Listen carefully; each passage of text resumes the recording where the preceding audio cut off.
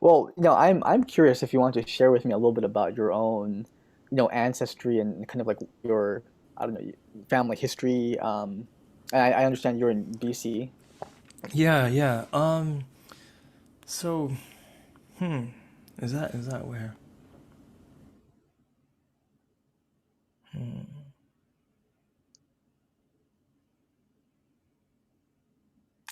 Actually, I feel the need to still go into the abstract. Start from the abstract. Is that okay? Sure, sure. Yeah.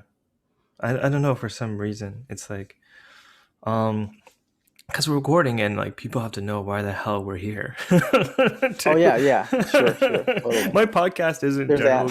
isn't that linear though, so it doesn't really matter. But I it's just kind figured. of I was like, wait a second, yeah, we could talk about that, but in context. But I think this thing for me, when I read what your article, Hmm. it's called. How do you pronounce it? Diaphanous. Diaphanous, yeah. Diaphanous anti-racism, and it got sent to me by somebody who's like connected through somebody else through a program. They're like, oh, there's this Japanese guy, and I think you might want to read it because it's basically like the work that you've been doing, Interesting. essentially, or that we've been doing together. But like, Mm. they're like, yeah, this is familiar, and it's kind of like, oh, how different people are understanding the cultural matrix from a different lens, from a different community. And I was like, oh, I recognize this. And I put it to the tea room. The tea room is kind of like a mimetic nightclub that I DJ at, if that makes sense. It's like my Cool. nightclub of ideas and Mm, practice. So we actually do practice there.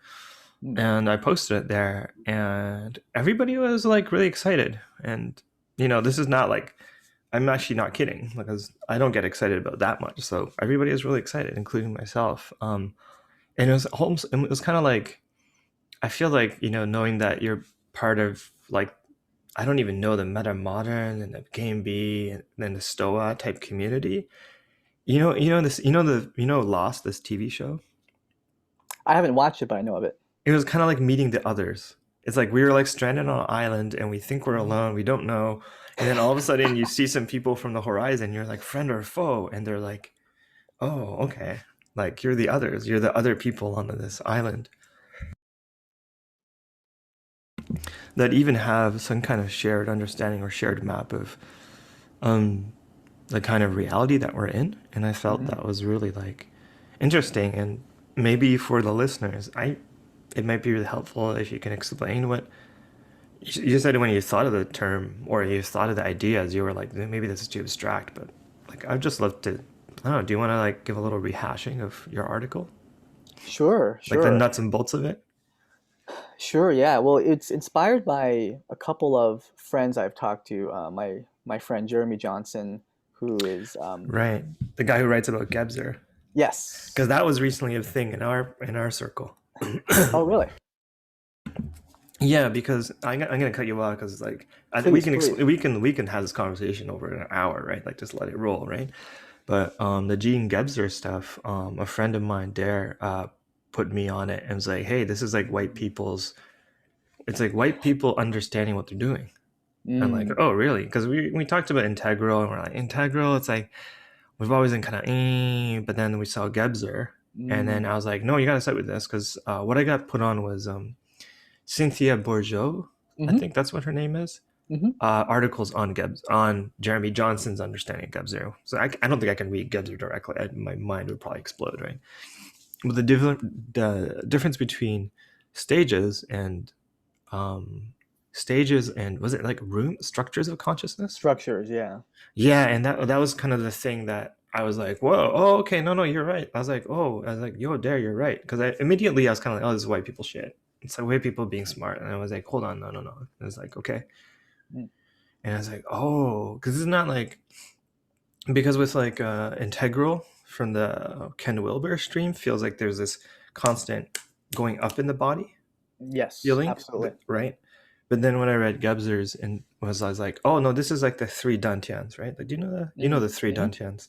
mm-hmm. So the readers or sorry listeners who are following, the three dantians are like the energetic centers of the gut, heart, and head, or hara, heart, and head. So three dantians in the body, and they correspond loosely to hara as sensation and experience, and then heart as human relationship, empathy, emotion, and head as abstraction, heavens, intellect, and da da da. So like in like Ken's kind of understanding of things seemed, when I always interacted, it seems like stages of consciousness, like you're trying to get away from this material reality constantly and going into abstraction and organizing yourself there as the pinnacle. And you're, I think that was kind of Jeremy's thing, as I understand, like you're, instead of leaving behind the previous experience of reality, you're actually constantly reintegrating each other. And that was like the difference between structures of consciousness. As they unfold, they remain open and they fold into each other. Or maybe you have a better explanation of this. I'm probably flubbing it. It's probably maybe hard to follow. No, that was a beautiful understanding, given that you're kind of new to Gebser's line of thinking, which it is like, or his original work is extremely hard to read. It's like Mm, very arcane, and he's a German of origin, so right. it's been translated, so it's very hard to understand. But basically, Jeremy's critique of Ken Wilber's rendition of integral theory is this hyper privileging of abstraction and meta theory, in which you're constant, in which the stages model is this kind of linear developmental sequence where it's presupposed and even explicitly stated that the higher the better, and you have more and more conceptual mapping of reality and of consciousness. And what Jeremy is promoting, and something that Gebser talks about in his own way, is this felt embodiment, right? And this kind of cultural phenomenology, right? The cultural somatics of what it really feels like to be in the world. Yeah, I felt that confluency when I heard the word cultural somatics. I immediately had a kind of Gebserian ring to it to me. And actually, Jeremy and I, another friend Matt, started a podcast at the beginning of last year, and we called it the Growing Down podcast, right? So Oh, that's instead, amazing. Really? yes, and Cause so right, right, right. right. Instead of this integral, like we're going higher and higher to these more abstract meta bird's eye views where we're trying to jump out of the context to a more complex understanding of really conceptually, right? We're growing down into embodiment, into soul, into the earth, into ourselves. And that's Mm, kind of to me, the contrast, right, between the Gebserian flavor of integral and Ken Wilber's hyper mental rationalistic understand, mm, rendition of it, which Jeremy is very critical of because that's what we need. That's the kind of colonizing mm, Western predominant influence, right? So Jeremy equates Gebser's integral as a form of decolonization or defixation of that hypermental mm, rational predominance of right. Western modernity. And even when I hear that, I'm almost even like decolonization is.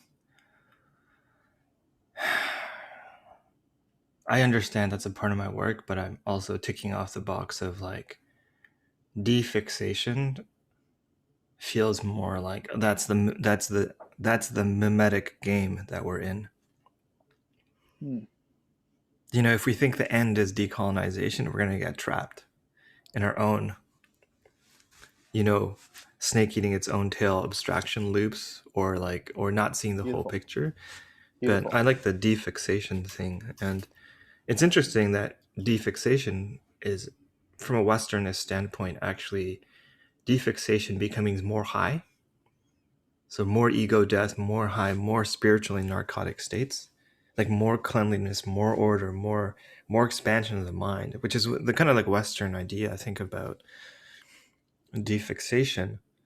But when you go out into non-Westernist practices, and it's not a clear dichotomy, right? But as a Japanese person, what I started noticing in my research was like there's this thing called hara that Japanese people fixate, it's like fixation on hara.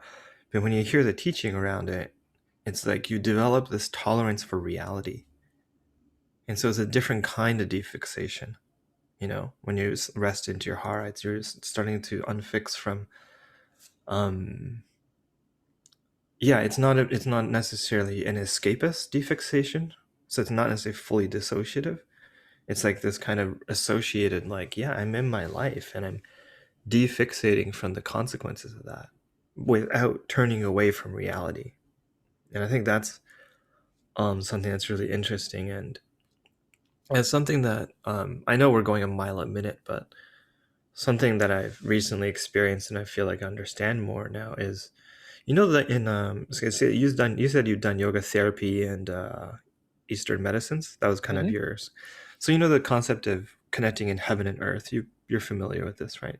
Like through Yeah. the Tai Chi pole. So that's the plumb line through the body, connecting through your crown and through your root, and you're sending a sense of yourself all the way right perpendicular to the earth and its gravity, and then right into the middle of earth through your root. And you do that through the Tai Chi pole in your body. That's like the ideal manifestation of humanity, right? Supposedly, that's like the hypothesis in qigong and a lot of Asian forums. And something that I really felt like this connects with, I understood in a way, is that like, oh, connecting heaven and earth is about connecting association and consensus reality with dissociation.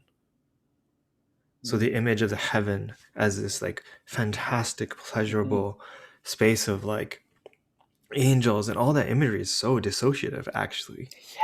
Yeah. Right? That's what like the medieval artists were using to dissociate from reality. Those paintings are hypnosis that allow you to tap into a reality where you're not feeling pain anymore.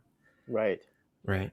And then the problem is, can you come down? And you cannot come down when your theology is that coming down means hell. Right.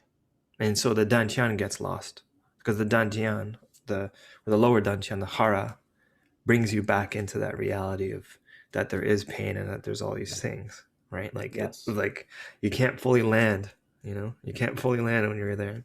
So I think that's um very interesting, because Gebser's, theory of consciousness, there is like those three distinct states that reflect that heaven, human, and or heaven and earth, right? Like heaven, human, and earth, that those three kind of like, I don't know, poles of life or something.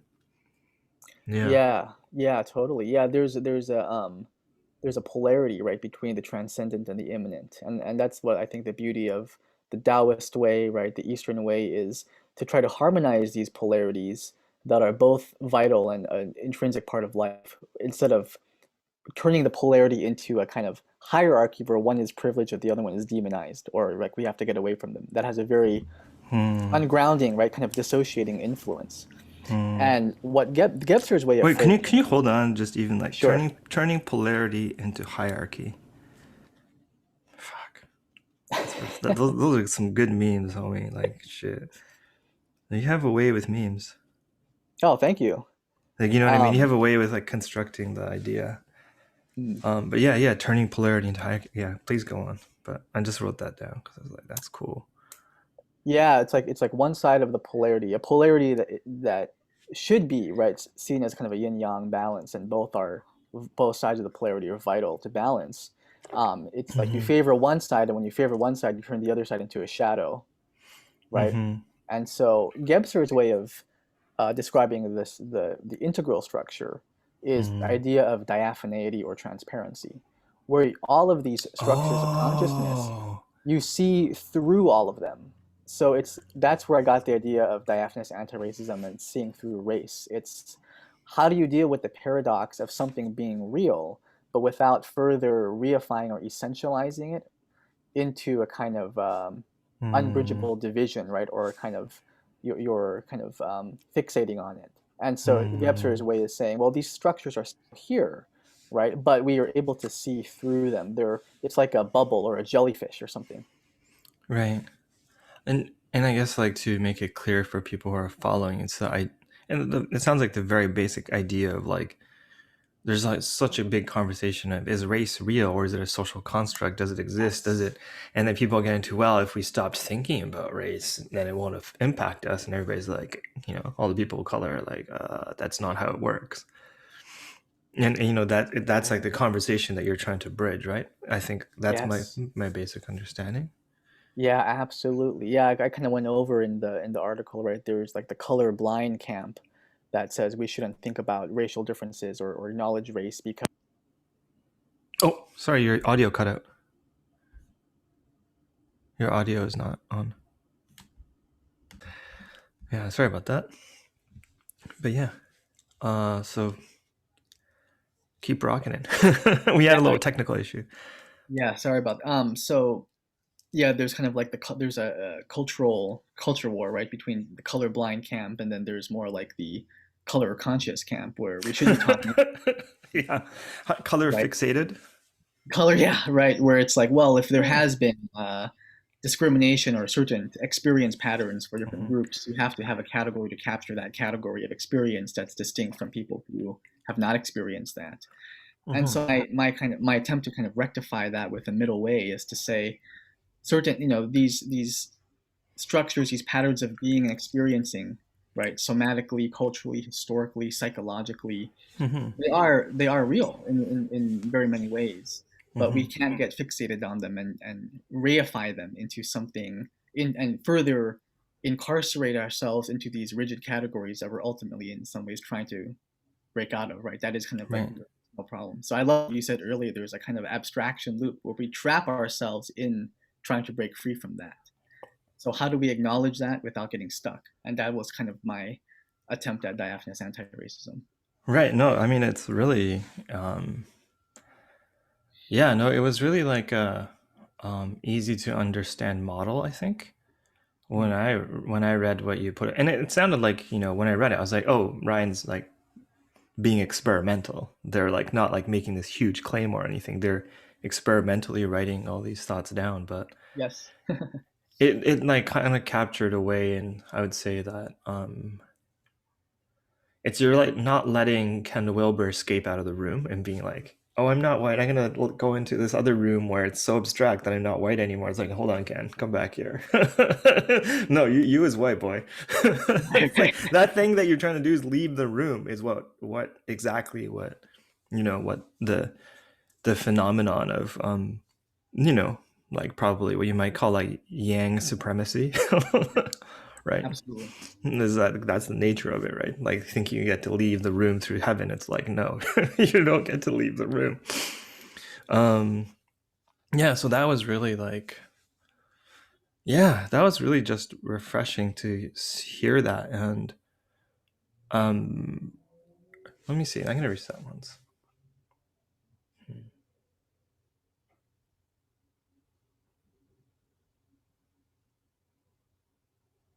Yeah, I'm curious what else you have to say, what Mm, comes for you naturally in this moment. yeah, yeah. I'm curious for you. Um, what about the article resonated, such that you would want to reach out and talk about it? Yeah, I think it was one is a real sense. So I've been walking in what you might call social justice communities for a while now, for about 3 or 4 years, and I think I immediately experienced kind of the same things around critical race theory. Very much seem like integral, like kind of like Ken Wilber's integral. There's like aspects of Mm, hyper abstraction um, around ideas of race and how to deal with it, and that didn't feel like a full fit for me. mm, And I also acknowledge like this is like anything that becomes popular. uh-huh. um, I would say that even when I talked to people about intersectionality, they said intersectionality was a totally different thing 20 years ago. Mm, So based on who is thinking about the idea and who is using the idea itself changes and mutates, right? And I think we're talking stages or structures of consciousness between Wilbur and Gebser. It's the same thing. How people use something or perceive something and change things really shift things later. So when I say CRT, I think I mean a lot more like what's present in the moment, right? Just to say, I'm not abolishing anything, and I'm certainly not saying it's not useful. Much like, I if I broke my leg, I would still go to the hospital, even though I'm an energetic practitioner. I mostly rely on breath work and all these kind of things. I'm not I'm not going to not go to the hospital and think I can hypnotize myself into somehow mending my broken bones together. Like, I'm not going to do that. Right. So there's common sense. There's the diaphanousness of that. Like, I know my bones are just existing in space and material that supposedly I can bend with my sense of reality, but I'm also just going to go to the fucking hospital because I'm not going to wait for that experiment to play out. Right. So I think there's just this human common sense that's just like a really good thing for us to have. And at the same time, when I was wandering around these circles, I kept tuning into something. I didn't quite know how it felt, but when we're talking about constructs around race and how they affect us, I felt I kept noticing a certain kind of dissociation happening in the conversations, kind of hyper intellectualization. Like, I'd have conversations with people who come up to me, because this is something I talked a lot about, was like managing cultural appropriation, for example. And people will come up with like a checkbox. So it's like, so I asked a lineage holder of this practice, and I've been doing it for 10 years, and this person said it's okay, so I think it's okay, right? I'm like, okay, I was gonna be like, okay, yeah, I guess, but like, it just how the questions are being asked, you see the person's like eyes are like glassed over. There's something that's happening that's like on a nervous system level. I intuitively felt like this is not it. I don't think this is it. And I didn't know why. I couldn't fully describe why. But I kept feeling there's a few things missing in this conversation that we're having about racism in my communities. And and I was fresh at it too. I'm not like a long time hardcore activist. I was a poker player before it and all this. So I kind of came in and then went like, whoa, whoa, whoa, whoa, whoa, whoa, whoa, whoa. I'm not sure about this. That's kind of was me.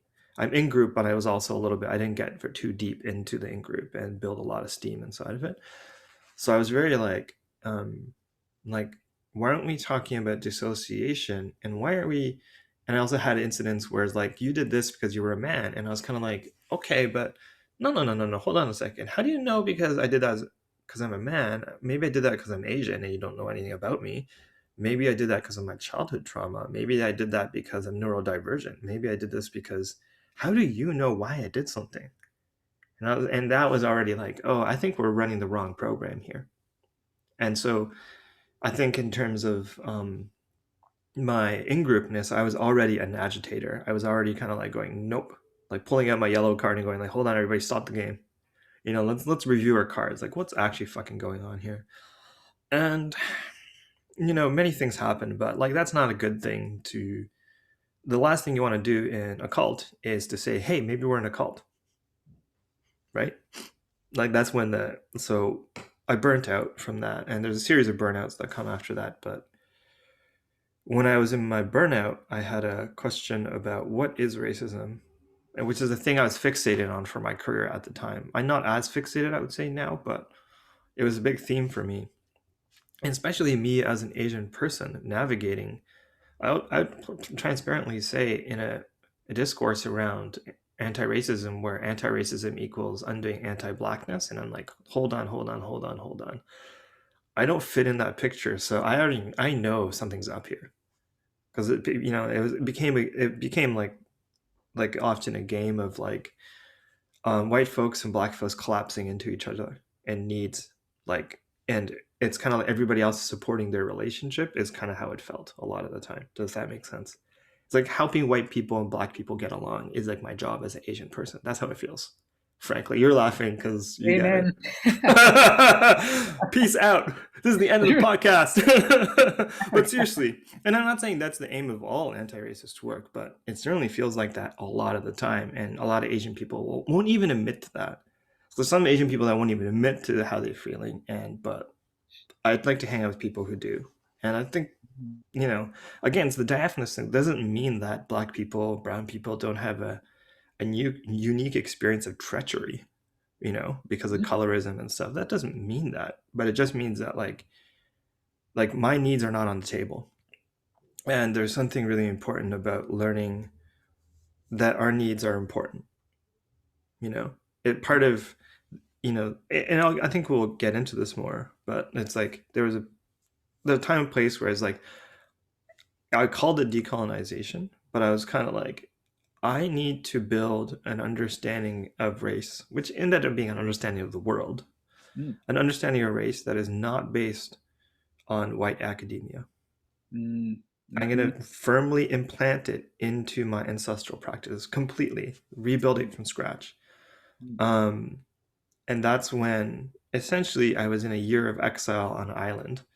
Um, and this is a romantic way to tell it, but I asked my ancestors, which are also your ancestors, like our ancestors, what is this fucking racism thing? What is this race thing?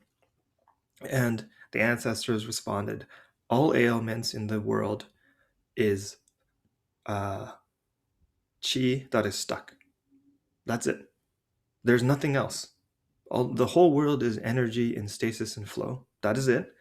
And what we call illness is just chi stuck in a loop. That is all. There's nothing more. There's like, and there's like, and like every time like you try to like, no, isn't it? It's like, no, no, scrap that. It's like, this is what it is. And when that came into the picture, I was like, oh, our culture is a fractal body. So the stuck loop in the cultural fractal body, kind of what Jung called the collective unconscious, except it has a nervous system, it has a body. That's the cultural somatics piece. There's a cultural soma. The stuck energy in the cultural soma, that is the actual face of what we call systemic oppression. Like when you rip it up, like when you rip up the carpet and see what's underneath, I was like, oh shit, we are running the wrong program. But what became really interesting is that this means that you can actually do energy work on the culture directly. Crazy. Like you can actually do qigong on the culture directly and it will work. If it works on a body, it's going to work on that. So that was really like the essential scaffolding. And so that's kind of like, yeah, how does that land for you? And for me, that's like, okay, so why does that draw me to you is like inside of that understanding, and it gets levels deeper, right? And the more you go into it, you realize that like the only real way to be in the world in an integrated way is through understanding paradox. And when I started really paying attention, I was like, understanding like what are my difference between me and my colleagues and the people around me. And I was like, oh, they don't understand Asian contemplative practice. And I was like, and then it's like feeling like it's been the last year or two going like, for me to be an authentic anti-racist practice, it has to be based in non-dualism, in a somatic non-dualism. There's no other way for me. And also it's the part of the picture that is missing because I think it's a very distinct, I would say, East Asian practice to look for paradox. Basically, until you haven't found paradox, you haven't found the truth, right? You know what I mean? If you haven't found the koan or the place where logic breaks, but you're not in either camp or you're in this liminal state, you actually haven't understood what's happening. This is like a very foundational Asian thing. And I was like, oh, if I use this tool to treat racism, it starts to look completely differently. And of course, all indigenous traditions around the world have that embodied non-dualism. But in terms of a modern practice, it's a lot of East Asian somatic practice that has really kept that stream of thought alive, this acuity to non-dualism paradox. So I thought when um, when you when I read in your article, you said the word paradox, I was like, that's it. Like, and something that we tend to forget as East Asian people or even Japanese people is like that's not actually the way everybody's orientation is in the world. So our voices are going missing when we're actually not speaking into that and going like, no, guys, paradox, like so that's why I have had a lot of issues even in activist spaces where they're talking about solidarity. And then I'm like, what is solidarity to a Taoist when I've been taught to be like water? What are you talking about? Are you talking about water turning into a solid for a moment and crashing as a wave? Or are you talking about me turning into a rock that I already learned that is not as strong as water? So what are we doing? Do you know what I mean? So even simple terms like solidarity, I'm going like, that's see, like I don't think everybody in the room realizes that does not make sense to my ancestors or myself. I don't operate in solidarity unless you mean it's yin and yang. You know what I mean? Like unless there's a little bit of yin in there, I'm not gonna buy that. And then it comes back to like the, I think that looking for the paradoxical to be such a antidote to um ideological monocropping or fixation, because you could never fixate, right? There's no fixation in the paradox or in the taiji, right? So I don't know. How's that for you? Throwing it out there. It sounds pretty much exactly like my It's like, right. You're like, everything mm, resonates. I mean, I moved to Portland in 2016 from Hawaii, where I'm from originally, and mm, I was just like completely confused about the kind of the anti-racist, progressive social justice, liberal West Coast city way of going about things was completely different from my rural Hawaiian melting pot where everyone is kind of mm, racist towards everyone else. You got the Hawaiians, the Portuguese, the Filipinos, the mm, Japanese, right, and the Haole people, right, and so mm, it's like there was a lot more tension in Portland, and I think there was it's the highlighting of differences and trying to preserve those distinctions, right? We have more and more words for more mm, distinctions of groups, right? It was people of color, then it became BIPOC, right? Black, Indigenous, people of color, and we have more conceptual distinctions that started mm, circulating in the culture. mm, And so I went on a journey of really trying to wrap my head around, um, yeah, all of this, right? And I think I joined a bunch of activist groups and anti-racist communities and cultures, and had pretty much identical experience that you had.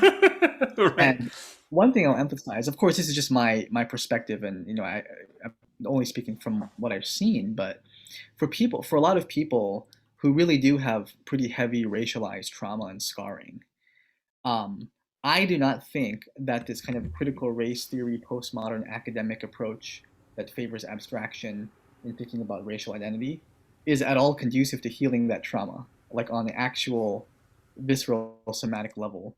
Um, and it Right. was, go ahead, go ahead. Right. Yeah. No. I mean, I think my caveat is, I think it's like stages of healing, or is it like, ooh, structures of healing? Ooh, see how we got caught Mhm. into the stages of healing.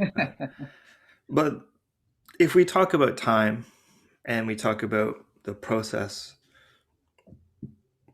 I think there's times when we need a lot of perceived safety in our environment, Mhm, a mhm, lot of perceived safety in our environment to unravel.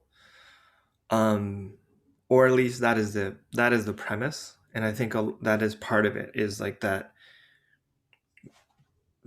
like people want to be able to those abstractions help structure a space practically in a practical, like racial affinity groups and stuff, like right, really create super clear containers right. that don't actually work because people are biracial, people are multiracial, people are white, but they're have like adopted into a POC family or like vice versa. Like the Uh, reality is it doesn't. That it gets really messy fast. But right. as in terms of like an emergency situation that like somebody's getting the whack of it. They know that, or on some level, um, I think there's a legitimate aspect of that kind of process, Mhm, knowing that it's not meeting the needs of everybody mhm, because mhm, it's a matter of triaging, but it has to be really transparent. That's what's happening. You know what I mean? mhm, And I think mhm. there's a part of it, it's like when you're talking about that, there's a lack of transparency around, yeah, maybe this is not going to actually satisfy all your needs, right? That part is missing, right? That you're right, like you don't, Yeah, that part of you saying like, I don't think this level of abstraction is helping everybody ground into all this thing. But the reality is also when people are in lots of crisis, they don't have the same perception, absolutely. right? And that is not to say all, like people who have a lot of racial trauma are all in equal states of perception. They're not actually. A lot of people who are, there's a certain small number, or like, I don't know how to structure this all without getting into too much trouble, but I think what you mean. It's not necessarily racially essentialized also too, because Mhm, a lot of people also um particularly people who have a lot of racial trauma, are actually very good at knowing that that's not the right way either. And there's a Mm-hmm. whole politics around that of who gets to access all this abstraction, right? Because it requires academia, it requires like even who gets to make a business out of critical race theory is a whole politics within communities that have a lot of recent racialized trauma, right? If that Right, makes sense. right. That's a whole politics in itself that gets Mm-hmm. really nasty. So that's like the part that I think the social justice orthodoxy don't acknowledge or recognize, is that even within communities of marginalization, there's a politics of who gets to make money from Yeah, DEI. absolutely. Yeah, and there's a whole politics around that, and the white people generally don't even care about that. They don't even consider that that's happening because they Mm, don't listen. I mean, this is me complaining, but like sometimes when from the outside, people are like falling in line with the orthodoxy, but don't really realize the orthodoxy itself is a problematized institution within another community. absolutely. Yeah. Go on. No, no, that's a great nuance to add, and Yeah. something I sparked my memory of something I've thought about before in regards to Hmm. this conversation, where I did feel like just the kind of stuckness of like whether it's like stages or structures of there's a process of healing or Hmm. that people in groups go through, right? Yeah. But I felt like we kind of ran into a wall somewhere, Yeah. and I just felt the longing, right? Whether it's from my own Eastern background, from Eastern philosophy and Taoism, and really taking the paradoxical thinking and koan kind of way of looking at things to heart, right? It was like it feels like there's just as you said, the chi felt stuck, and Right. Right. You felt it. yes, You felt it. You had a sense of like something's off. Based on what I know from my ancestors, you're like, something's off. right, and it felt like Huh. Yeah. the conscious embrace of the paradox is like kind of like the next step, quote unquote, right? It's like Mm. feeling, seeing that, and grappling with that, and there are so many kind of contradictory loops people are Hmm. getting kind of stuck in, and instead of just getting stuck in it from a logical Western perspective of saying, well, according to this kind of Aristotelian logical principle, you've contradicted yourself. Why don't you just turn that into a paradox and kind of just hold, the koan, and just lean into it, hold that paradox in your hara center and just sit with that. Well, you know, yeah, yeah. Go on. Sorry, just go. And just one more thing too is the comfort in the liminality, right? The kind of or befriending the liminality and being able to just embrace that.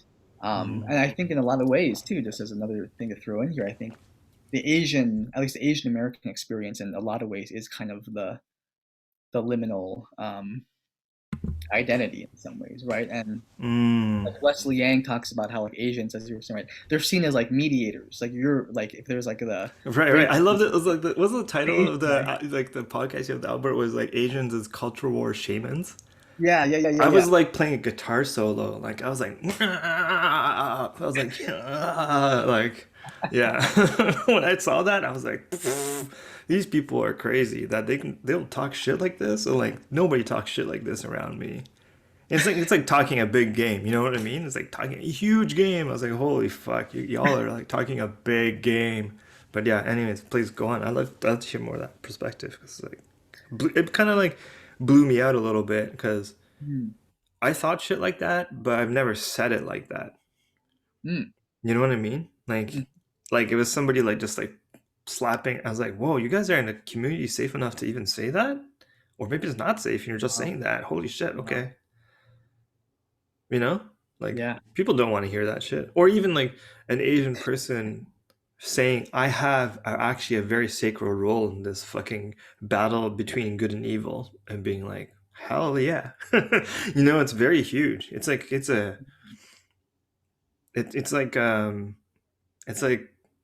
what would it be like? It's like an analogous to like having an Asian superhero, which is happening soon. So it's all timely, right? This is all, but yeah, yeah. Go on. No, it's Yeah. something like to get your perspective on is Asians are considered people of color, right?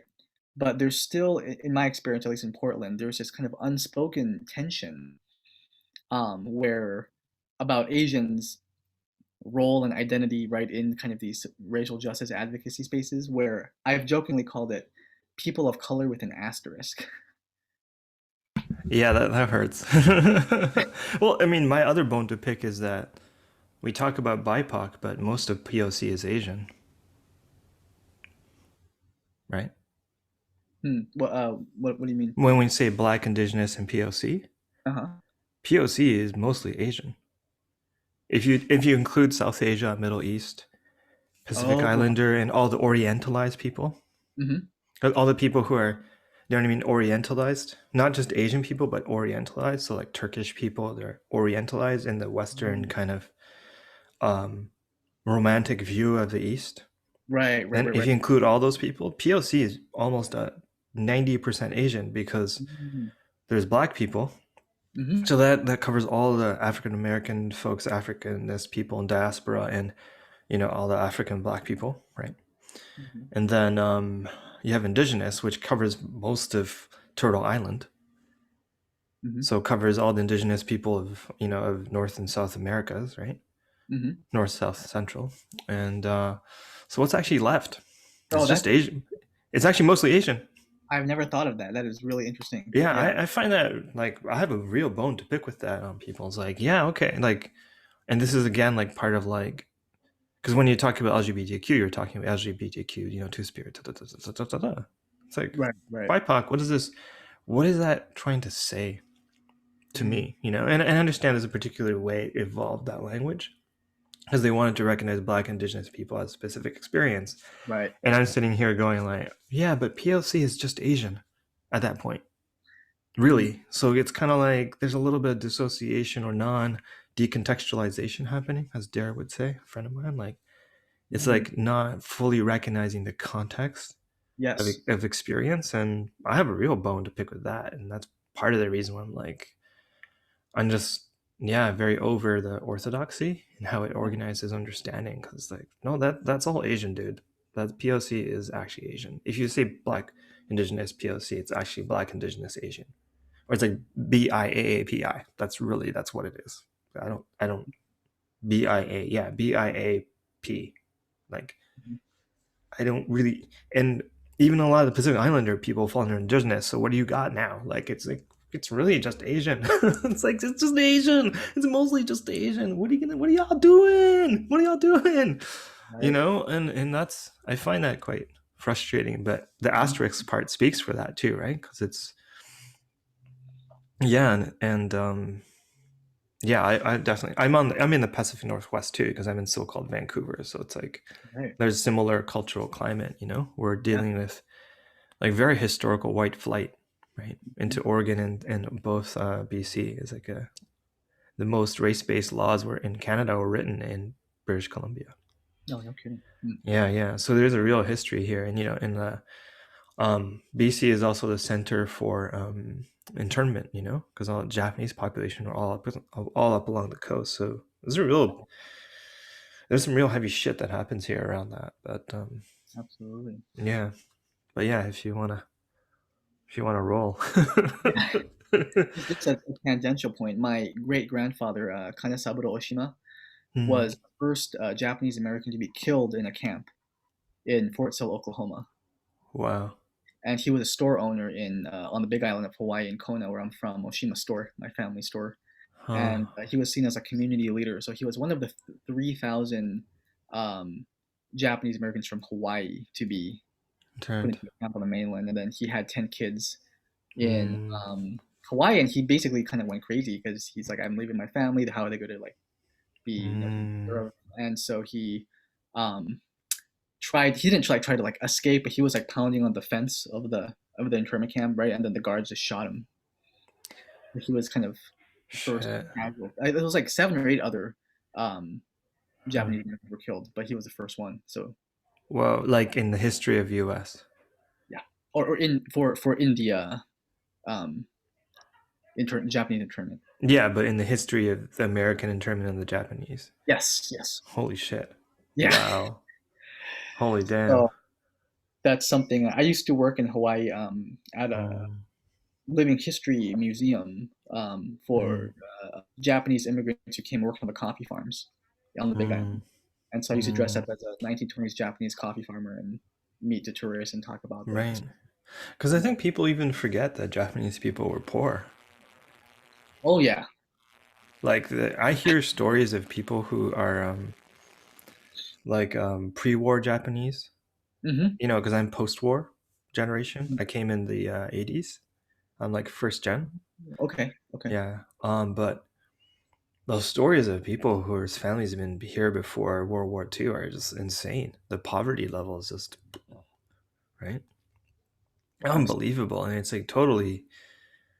Yeah, it's like I have a middle class experience, and part of that is are my respective families on both my parents' side. You know, everybody went to war, right? And Japan's bombed to shit. So there's a lot of trauma going on there, but Mm. it's like yeah, I think, yeah, I think we're, as a culture, yeah, like there isn't a lot of recognition. And maybe this dovetails into, have you ever read The Three Pillars of White Supremacy?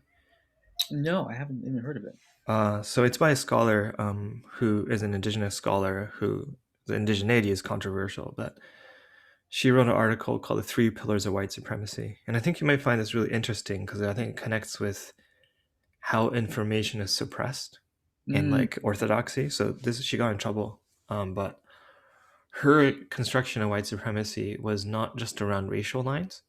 She actually talked about there being three major functions that Mm. all support each other. So they're not fragmented from each other. They all function together. So one is genocide. Mhm. So going into a land and removing the people of that land, that's genocide. Two is slavery. So slavery gets you free labor for capitalism to operate. Mhm. And then the third one is war. So to justify the war, the capitalist economy, you need to have an enemy. Mm.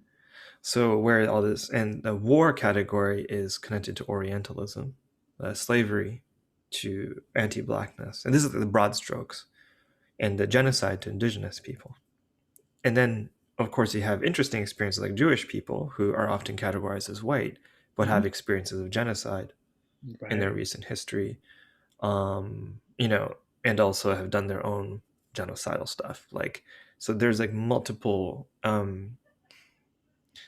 So it's like diaphanous in the sense that it says, yeah, there's real experiences that Asian people most experience this, Black people most experience this, these people most experience this. But this is the functionality of empire. This Mhm. is how empire functions. These are the three major functions and how people's experiences fit into that. So that was called the three pillars of white supremacy. And she got called out for being a fake Indian person. Oh, ouch. Yeah, Yikes. for faking some kind of blogging. But it's very weird because the way she constructs her worldview is very indigenous in the sense Mm. that all the parts work together. It's not fragmented, right? Because when she's talking about the three functions of racism, she's not necessarily preferring one over the other, Right, right. right? She's saying depending on the context, these things are going to switch up.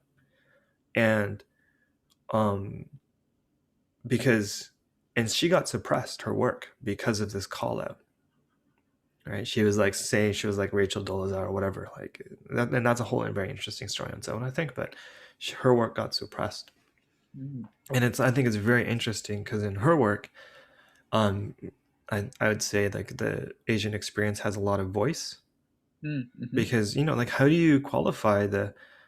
It's like yeah, you have how do you qualify that like let's say you have a Black person from a marginalized neighborhood signs up to go to the army and drops bombs on an Asian country, and then those people who were bombed, like they become refugees and come to the States and become a model minority, like, or whatever you want to call it, become store owners or whatever. How are you reckoning with that reality, right? And so this Oh. is like a very non-American centric, because a lot of like it doesn't allow America to be special as well. This kind of like modeling of white supremacy, and it was really like eye-opening to me because I was like, wait a second, why aren't we using this model? If that Mhm. makes sense, because like that model would have really helped me understand experience and also helped a lot of Asian people understand their experience probably. of like, oh right, like the war waged on me justifies everything else. Like we're all actually needing to like compare notes because our all experiences are quite different. But it was really ironic that the person got suppressed because you're like, oh yeah, of course, like that kind of knowledge is dangerous to some kind of mainstream, and then there's a certain, I think, shock that comes from that. I'm pretty sure if we explore the history of that, that's what's going to reveal itself. But yeah, so I don't know. I thought that might be just an interesting rabbit hole for you because I think it really speaks to some of that, just kind of the thing that we're talking about. Mm-hmm. Yeah, that is really interesting.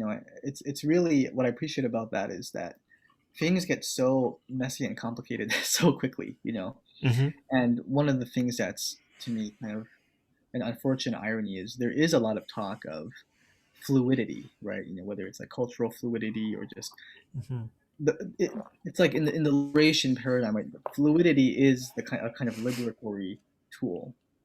Hmm. Um, Interesting. Okay. but I then want to see where you're going with this. Okay. yeah, yeah. Well, then there can be this kind of um ironic kind of what's the opposite? Yeah, crystallization that occurs, right? And even so, it's like reality is so complex and complicated, and everything becomes very messy really quickly. But then at the same time, um, we've started to kind of crystallize those categories or experiences in ways that are not to me are start to become unhelpful, right? And so I just remembering that kind of the messiness and the complexity. I love the example you gave was so interesting, where it's like you're a black person, you join the army, then you can go bomb other, right? So it's like everything is interconnected in so many ways that we don't initially see or Mm-hmm. really think about. And I'm just trying to one of the things I've been trying to do with I'm a mediator and facilitator, and I host community dialogues. Oh, that's what you do. That's interesting. Okay. Yeah, So actually, no wonder. Yeah. Okay. Interesting. All right. Okay. yeah. Yeah. Yeah. Uh And huh. what I try to do, right, is if there are, I try to have my finger on the pulse of the culture, right, out here in Portland, of what are some of the tension points, right, and Hmm. what are some acupuncture points are like really craving to be needled, Right. and That's the cultural somatic view. oh really, yeah, Right. Right. Right. Do you get it? Because you're perceiving the culture as a body, and you're like, what do I do energetically? that's Not fun. what it would. You know what I mean? That's kind of like I heard somebody watch the podcast you did with Albert and said like, "Yo, this guy's talking about cultural acupoints." I was like, "Oh, okay, that's some shit, y'all."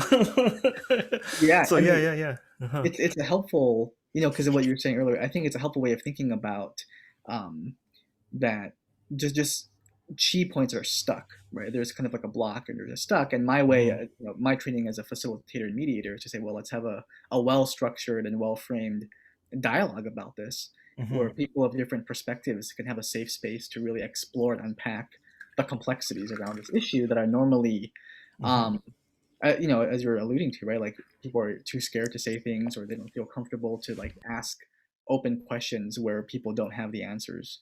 And one of the things I've been playing with talking about race issues is a good conversation is where we leave with more questions than answers.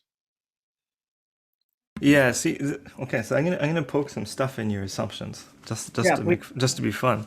please, So I please. have a few notes because this is Just so you where. know, I have to go in 10 minutes to another Oh meeting. shit! Oh really? Yeah, Oh so, okay. yeah, Okay.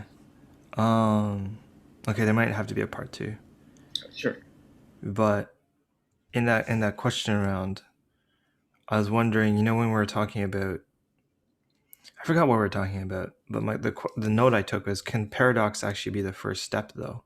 Because we know you're acknowledging that needing that abstraction to keep you safe is Yes. maybe one stage, and then but it's not really helping. It's kind of like you're like it's not really getting to the thing. Yeah. And the question I have in 2021 is, can Mm. we just start with paradox as the aim transparently as a first step? Hmm. And that seems to circle around this question you had around, can we leave with more questions than answers? Hmm. Hmm. Which is great. But that's also actually, something that I've been realizing. Like, I think that's really cool. But the problematizing I'm having is not actually is just this is that's not everybody's cultural scaffolding. Is what some one of the things I'm realizing is the orientation of even saying, "Oh, I'm so glad I left with more questions," Mm-hmm.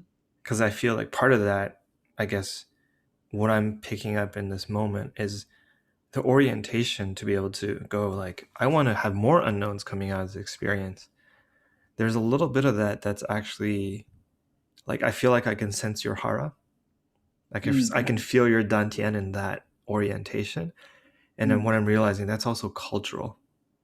Mm-hmm. The dantian is a cultural thing, and people express it in different ways too. Like different cultures access dantian in different ways. But one of the issues is that whiteness and white people, quote unquote, and it's not to problematize all white people or whatever. It's just like the paradox of the hard place. Maybe it's the paradox or a contradiction place, and you'll have an answer to this. Is like when you don't share that orientation Mm-hmm. towards I want to leave with more questions, that can be really scary because you're going it's like Ken Wilber landing from that high of integral stage Mm-hmm. top Mm-hmm. stage and having Mm-hmm. coming back down to earth and going I don't know. That's Right. hell. See, that's rendered as hell in European iconography, that experience, Oh yeah, right? 100%. Yeah. So 100%. so what do you do with, because what do you do with the fact that, so essentially in your facilitation is like, okay, so everybody in my facilitation, I just hope we go to hell. Because unconsciously, that's what people hear. Like, and when I say white people, I also mean ourselves. Mm-hmm. You know what I mean? I mean it way broader than a matrix of skin color. I mean that when Right. we're enculturated into that Right. cultural iconography, and it helps those in some ways. I think I can hear your cultural hara. It's like Mm. more than your individual nervous system holding you in that process of being able to even ask that, right? So I start to, I'm curious what you'd say about that. No, I love it. So my question is, because you had mentioned two things, right? There's the questions and answers, there's the cultural scaffolding, and then there's the part of starting with paradox even. Yeah, just So start with paradox as the baseline. I love that personally. Like Of that's course, you fucking right, love that right, personally, right, right. and of course, maybe you know what it. I mean, I'm saying to know what that feels like and have that feel like home. Yeah, That's yeah. actually a little bit cultural. I'm not saying that's limited, but I think it sure does help to have Hmm. cultural scaffolding to know. Oh, this is what my ancestors were talking about. This exact moment where I don't know. Oh yeah, Right, right. because in a lot of Christological um, way of working with things, the aha is finding that narcotic high. You know, so finding that spiritual high when you're in heaven and you're like in full dissociation, actually full abstraction, and seeing God in the face, that is considered the moment that you got somewhere. Right. So Yeah.